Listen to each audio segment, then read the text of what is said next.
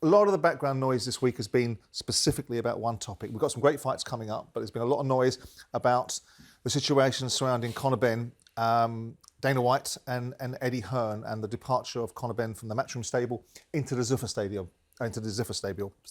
Blah.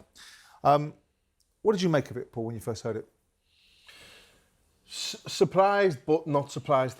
I'm surprised in the sense that I didn't think Conor Benn would ever sort of do that to Matchroom, to Eddie, especially after how much they've backed him with the drug tests and just in general in his career. He's been there from day one.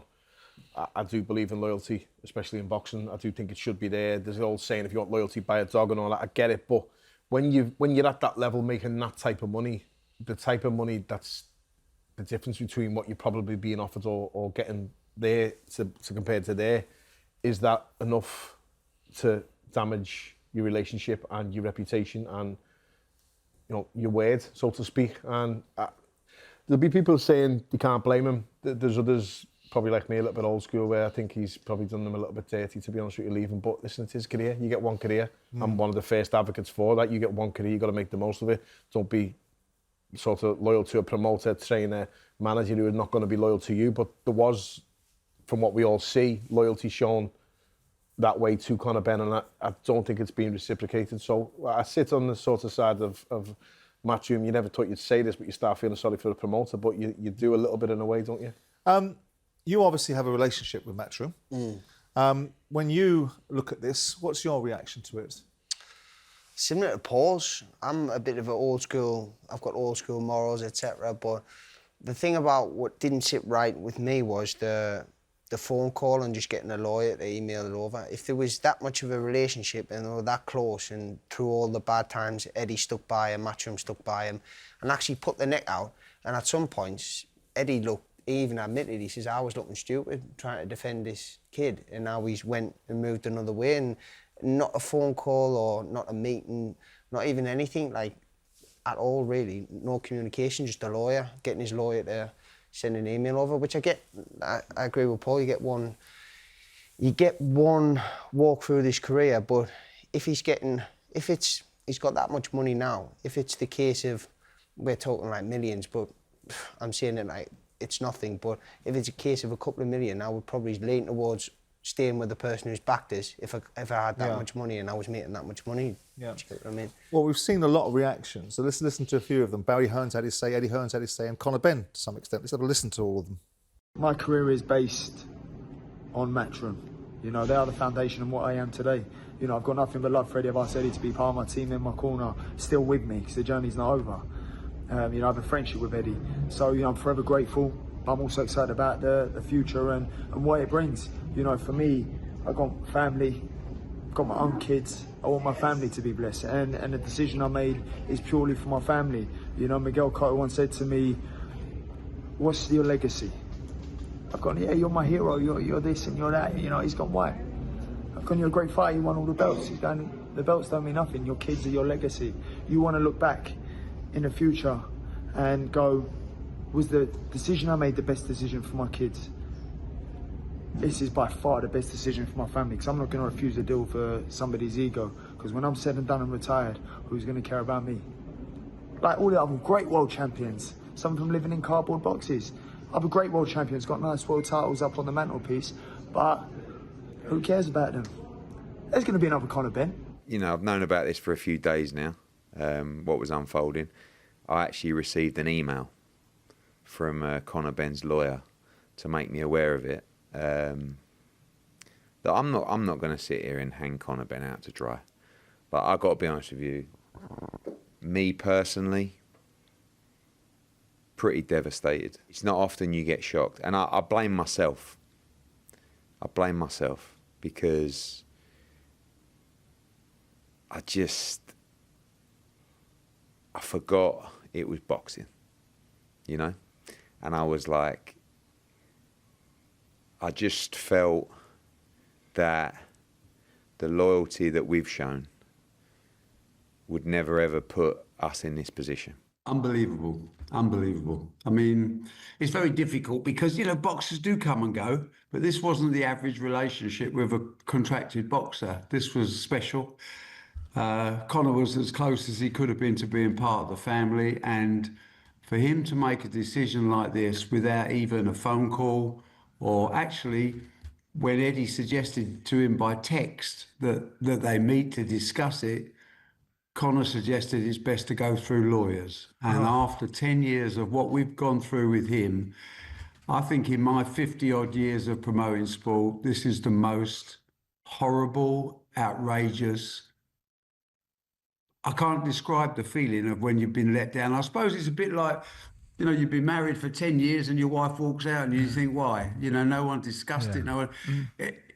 It just, I didn't think he was that type of boy. I mean, look, maybe we got it wrong with Conor. You know, maybe we took his side and we believed everything he said, and maybe we were wrong. I hope not. But, you know, it is personally disappointing because it goes beyond money. I mean, look, he's obviously received a huge offer from Dana White and his team, because he's got to make some waves in boxing. He's got Turki Al-Sheikh's money behind him. He needs to sign fighters and he needs to pay them really well, which he is doing. But it doesn't mean to say you disband the team. The team that built Conor Benn is in place. And each one of those teams would have taken a bullet for him at ringside. And you don't often get that in life and then react like this. It's deeply upsetting. So, Spence, you've listened to all of that, and also you would have paid attention to it over the weekend. And I know that you made an observation about being the ultimate betrayal. Why is it the ultimate betrayal? Under the circumstances, this is different to any other relationship with boxer and promoter, whereas, as in, Eddie Hearn stood at the top of the hill and he took bullets for that kid for the over 2 years. The kid failed 2 tests, still haven't been proven, by the way, but he failed those 2 tests, and Eddie Hearn stuck by him. You know, he said that he believed him, stuck by him, and effectively got him off those. You know, and through that process, by the way, you know, when the kid's on his arse and he's lending him money and doing everything else, these circumstances are totally different. That's why I say, the reason I said it was ultimate betrayal is I go, because if you can't even pick up the phone and say, listen, Eddie, we get it, right? As fighters, we get it where you go, look, I can go and earn money elsewhere and I really appreciate what you've done for us, but I'm going to go and earn bigger money there, and let Eddie explain himself, or let Eddie maybe even try and match that offer.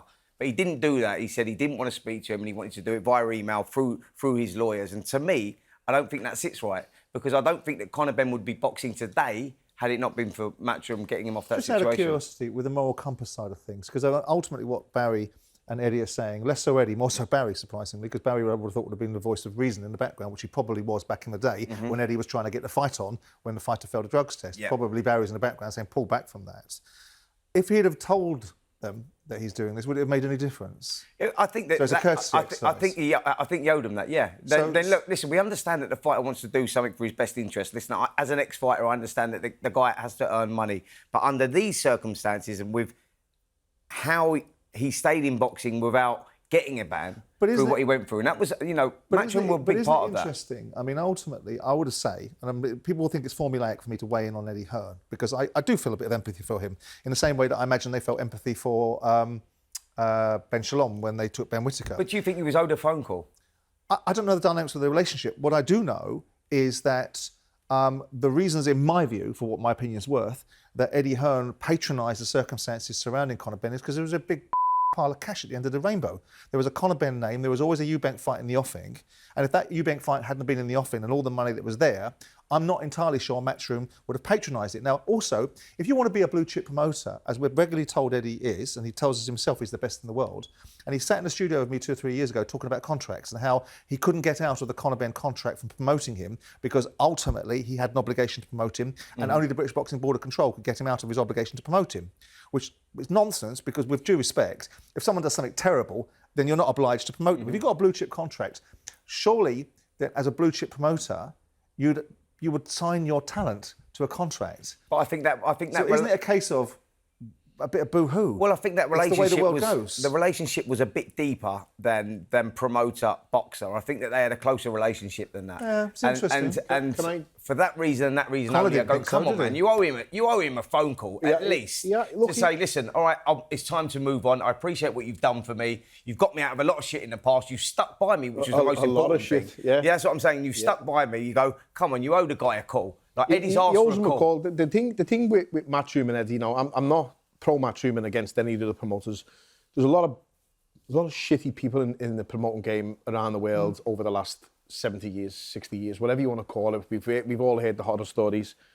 You don't hear any with Matchroom. I remember having a phone call with Barry before I was fighting Andrew Ward. And his exact words, it wasn't necessarily like a dead private call. His exact words were, I'm too old to over. I'd never done it when I was younger and I don't do it now. And you can't really find anyone that would back that up and corroborate that or go against that. The fact that Matchroom don't tend to sign all the fighters to contract is not new. It's always sort of been the case. If you want to be with us, you be here. If you don't want to go, you're free to go. And it's better than 50-page contracts will tie you in with every single clause here and there. I get it. And at the time, I remember when I was fighting at the time, it's refreshing. And if you want to be here, be here. If you don't want to be here, you're free to go. That old relationship, they were confident in themselves. Yeah. That old relationship was probably prime example of that was Conor Benn and how close they were. Conor Benn, maybe Bellew, Barker, all the old school pro Matchroom fighters. And they all speak very highly. And they all speak very highly and vice versa. It's reciprocated. But to do it this way, as Josh just said and Spencer just said, like, you'd owe them a sit down, never mind a phone call. You'd owe them a little, just go in the office, have a chat and do it. But if it's gone through the lawyers, then that's probably why. But again, none of us really know the full. And that's the point, isn't it? I mean, there is a case to say, I mean, I'm playing devil's advocate for the purpose of this conversation, because I'm a little surprised that, you know, all's fair in love and war. This is business. This is not personal. And I know that people are trying to create a personal circumstance surrounding it. But when Matchroom pitched up from Sky and decided they were going to go to the Zone, I don't suspect they went to all their fighters and consulted them. They told them this is what you've got. And it's the nature of the beast. So what we're really talking about is an element of courtesy. So given the fact that potentially the manner in which Conor has handled himself, and it'll be interesting to see what Conor actually has to say for himself. He's talked about the fact that no one's going to care about him much longer when he finishes fighting, and it'll all be forgotten, and he's got to look after his children. And it'll be interesting because I think he wants to come in and talk to us guys, strangely enough. Maybe talkSPORT useful again. And I'll ask him if we do talk about, was there not some courtesy owed? Do you not think there should be some courtesy? But putting aside that, I think that's the only argument here, by the way. Yeah, I mean, people getting outraged on behalf of other people. I listen to other people getting outraged and offended on behalf of Eddie Hearn. He's a big boy. Eddie Hearn's primary relationship with fighters is to make money from them, and he's done very well out of Conor Benn. They've both done very well out of one another, haven't they? Yeah. So are we coming to the point that really, Paul, if you were confronted with a situation and you had a lucrative offer of an opportunity to go with a new, I mean, let's be honest about it, they've all run towards the Saudis anyway, at one place or another. You've got a lucrative offer available to you. Would you do what Conor's done in a different way? It's tough to say because I'm not in that position and I wasn't. But it must be money based. It must be life changing. But Paul, we can't lose sight of what happened before that. Well, of course, this is what I'm getting at. Totally agree, Spencer. And what I'm getting at is basically, if you've stuck by me and you've been there for me through all that, and you've done it the right way, not stuck by me but called me behind me back, and you really back me completely, then morally and my moral compass and many other moral compass, you couldn't really go against that for the sake of a couple of million quid when you're earning minimum of probably 10 anyway. Yeah. It's just the, and I'm not saying it's just a couple of million quid, doesn't it, Paul? But when Conor Benn saying Nigel Benn's a big one for integrity and substance, and the relationship sort of there with Barry. There must be more to this than simply just the case of a few shekels off the table that is a difference between two promoters. When Conor's saying at the end there, you know, no promoter's going to be ringing me, that's very true. No promoter's rang me. The phone doesn't get answered when you message promoters nowadays when you're not fighting no more, and the phone was ringing when you were fighting. That's just part and parcel of it, but it's business. Unless you've got nothing to offer these promoters, why would they be picking the phone up if they're not your mate? You know, that's just how life is in general, so you can't sort of back up that, say, I get it, but his relationship was different. Everyone knows his relationship was different. You would think Eddie Hearn and Conor Benn in 15 years' time, had this not happened, would still be in touch and would still be in a social sort of relationship. So that's where I'm not sure. That's why I was shocked and surprised. But then when Eddie's saying it's boxing, I disagree with that. Boxing's not got a lot of bad people in. It's got a lot of good people in. There's a few arseholes in there, and there's a few people who are out for themselves totally, and no matter what.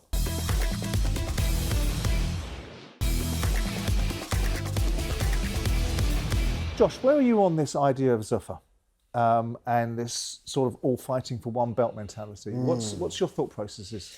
Because it might come knocking on your door. Yeah, of course. You don't want to sort of slag it off, and then eventually he buys up the full industry and you end up boxing for something like that. But at the same time, I'm more of a old school. I grew up watching the old school fighters win them organisations and them belts.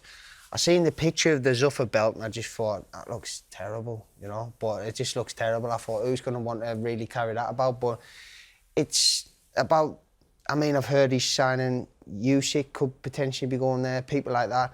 And if he starts getting them big fights, Dana White's going to come in and try and monopolise the game and monopolise the way he did. He took control of the UFC by the promotion being the main thing. So if he comes and does the fighters suffered as a result of it economically, didn't they? It can destroy the structure and I think of boxing. from the fighter's point of view, it's about the heritage, isn't it? It's about the history of the belts. And like when you're a young kid, we're all in it, you know, you're not thinking about the money side of things when you're a young kid. You're like, I want to be a world champion, I want to be WBC, WBA, WBO, IBF, or whatever it is. You go, there's a lot of heritage there. And when all of a sudden you're going, if these kids are coming through and they go like, I want to be a world champion, I want to be the Zuffa Boxing world champion, you go, there's no history there yet. Yeah. So like, it's going to take time for me to do that. So I think like by abandoning the belts that have this history, have this heritage, that's the problem you've got for the young fighters. Yeah, money talks and everything else, but there's also that side of it as well. You grow up wanting to be a world champion. Now, people say about like one belt, and that's what Zuffa and UFC angle towards, one belt. Premise, yeah. If there was one belt, I'd have never got a world title fight.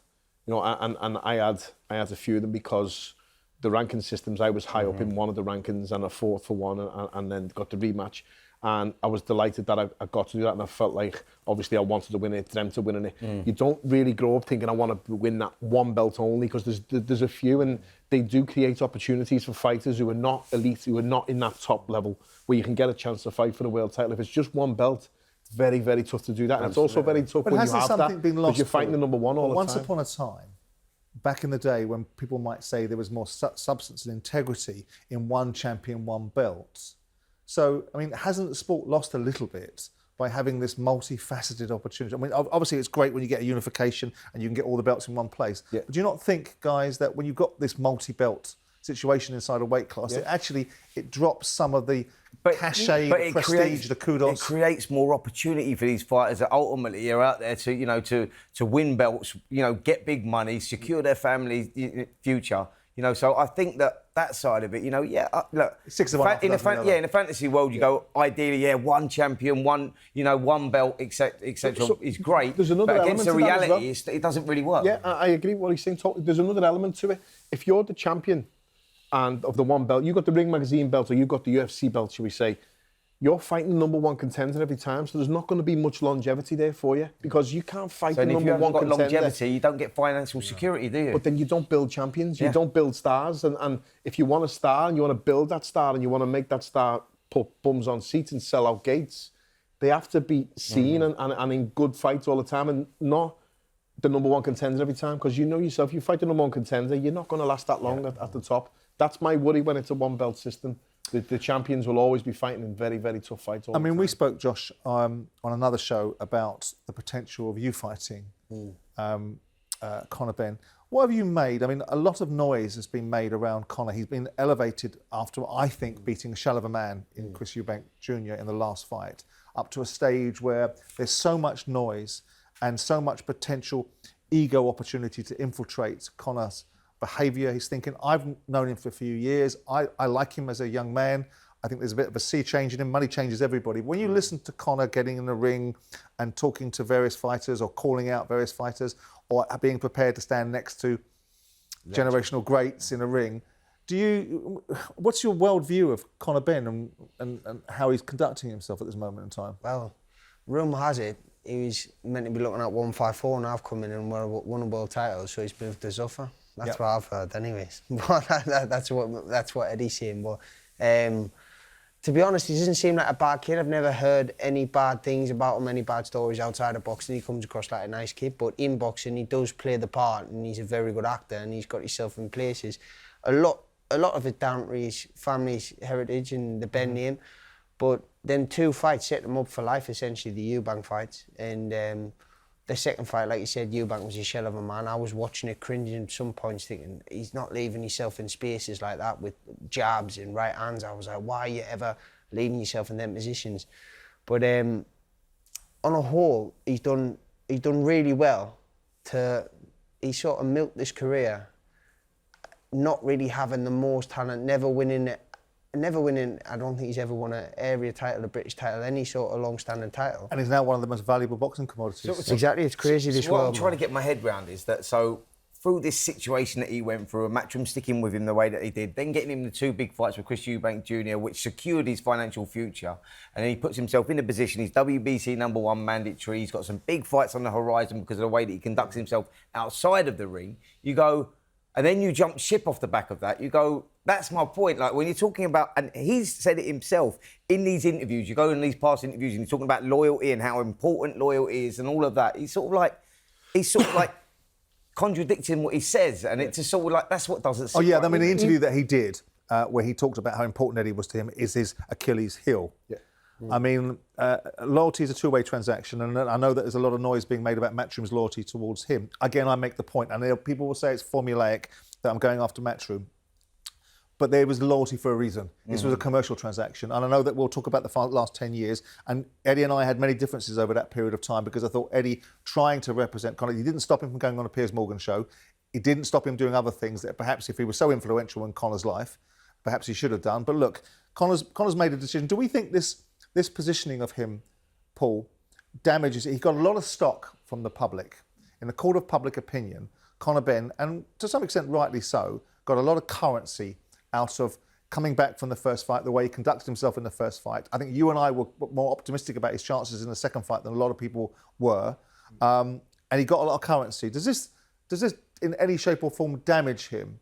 Because I think there'll be divided camps. There'll be people that don't like Eddie Hearn and Matchroom will go, good, you got one up your arse. Yeah. And there'll be people that are looking around and going, well, there's got to be something for integrity and loyalty. These have got to be the fundamental components. Yeah, and we see it at shows. It's not so much nowadays, but we used to see it. The minute Eddie had come on the mic, the whole crowd would start booing, and he'd laugh and joke and make a thing about it. And I'd often think, like, why are they booing him? You know, he's putting good shows on. He's putting really good shows on. He's making great fights. When you mentioned the loyalty thing and watching that interview, what I've just watched then with Conor, there's nothing stopping him giving 15% to Matchroom now. You fight on another promoter's show, you have to pay your fee to your promoter, or you know, and that's how it works. So if you want to talk about loyalty, you could still send that money over if you wanted. I don't think it's going to be happening, obviously, and I think the relationship's obviously definitely severed, which is what we've seen. But loyalty is a two-way street. You're very right, and a lot of promoters out there have got no business talking about loyalty. With Matchroom, I do think the difference, and I'm not pro Matchroom, by the way. I'm not. It's nothing about that. All I can speak of is when I fought with them, when I never signed a single contract with Matchroom. And a lot of the fighters don't do that and tend not to do that. I'm not sure my brother Callum's ever signed one with them.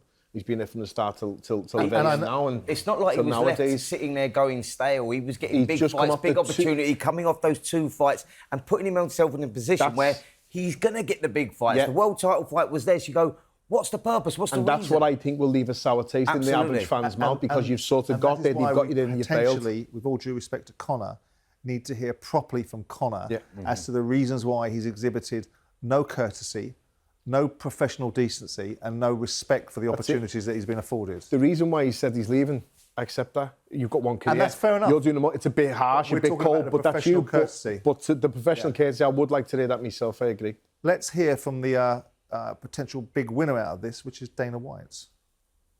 I think you saw this week, I am really beating up babies.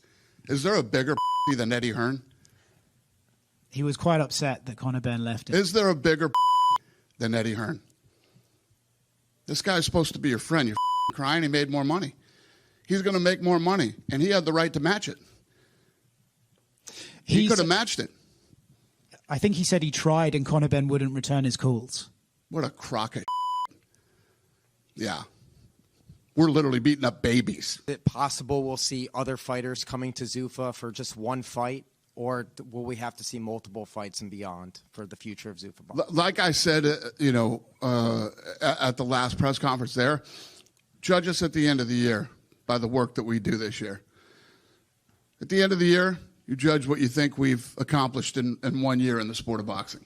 What do you take from that discussion? I mean, I know he talks about matching rights. We seem to have, in recent terms, this confected, it looks like a confected outrage between Dana White and Eddie Hearn that apparently got on really well, and now all of a sudden they don't. Yeah. Is there some sort of backstory that we're missing here? I just think that, listen, Dana and Turkey are making moves, aren't they? You know, this Zuffa Boxing is something that they want to make work. You know, they've talked openly about the 8-weight divisions and getting it all under one umbrella. Totally understand it, but it's it's just them making moves, you know, and that's always going to happen. Then he's always going to be going at Eddie, vice versa. I think Eddie's been quite vocal about Dana White and how he doesn't think that what they're trying to achieve is achievable. So look, that's always going to happen, you know. Do we think there's anything in... Remember when I spoke to Eddie, and I mentioned it elsewhere a couple of years ago, not even that, probably 18 months ago, about the Saudis and what they're going to do in this marketplace and how the challenges might be for the Eddie Hearns, the George Warrens and the Frank Warrens and whoever else is in the marketplace. And that the Saudis are going to do precisely what Eddie's big response was. They don't have the expertise that we have. We put on events. And I said, well, they can acquire that expertise and you guys are going to become glorified agents.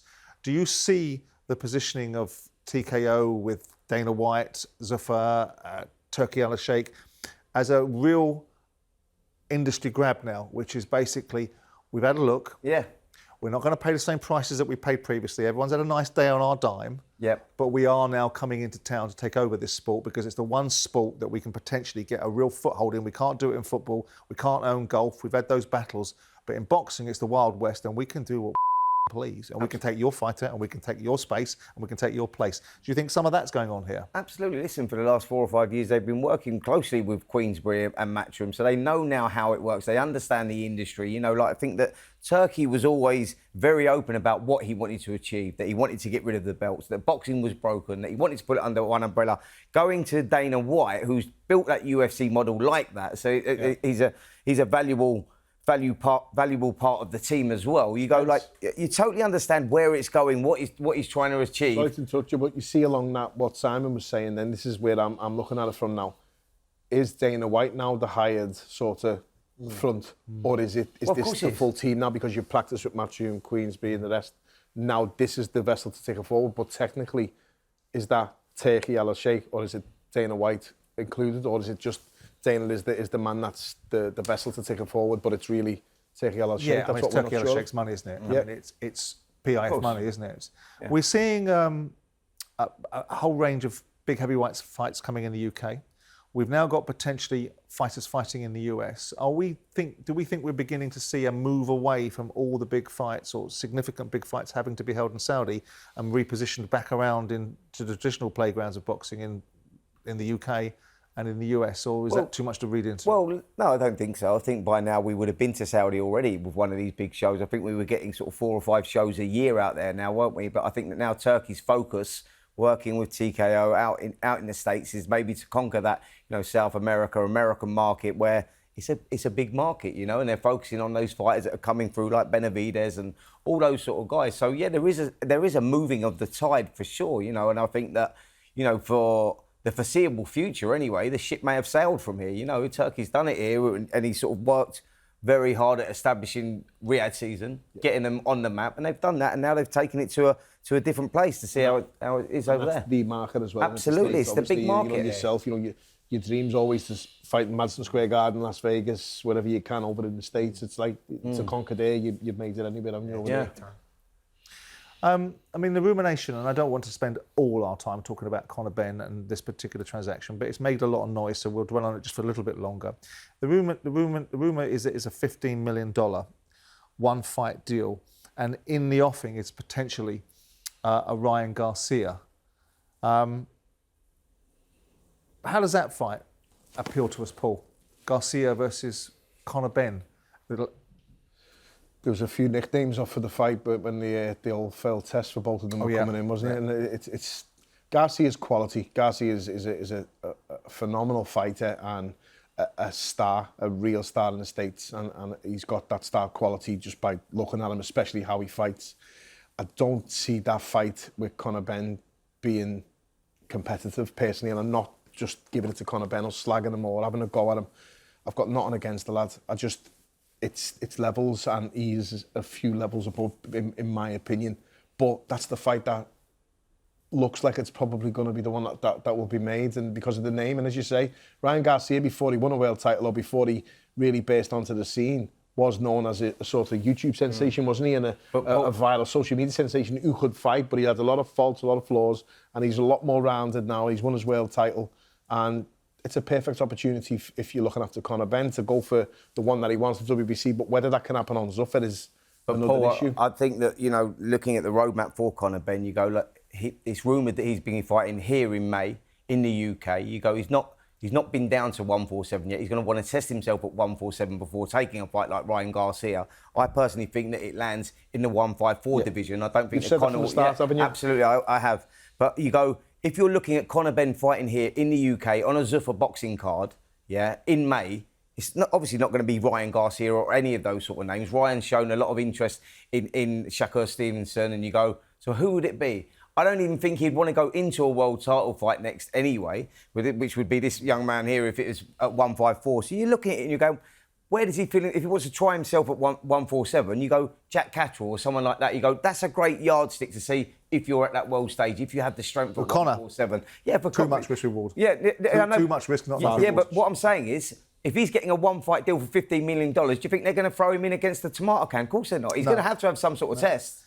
Unless there's some other methodology at play here in terms of Dana White scoring points off the back at Eddie Hearn and putting him in against Garcia and whatever else. Who knows? Where do you think that his future lies in what the weight division? 154. 154. I'm with you. And then he's got to contend with this fella. That's what I was going to say. Put yourself in the shoes of whoever's looking after Conor Benn now. Who do you want him to fight? Who would you put him in with? You know, that's the thing. I mean, the one opportunity that Conor had, I think, with all due respect to him, while we close this subject, to win a world title was Barrios. Yeah. And Barrios has just lost his belt to Garcia. Absolutely. And I don't think he'll be fighting Lewis Crocker anytime soon because he doesn't think. And then you've got Xander Zayas, you got Josh Kelly, you got Boots Ennis, you've got Virgil Ortiz Jr. There's some hard fights in that 154 division. Well, absolutely. But we'll get onto that in a second because we're going to talk specifically about Josh and the opportunities that face him.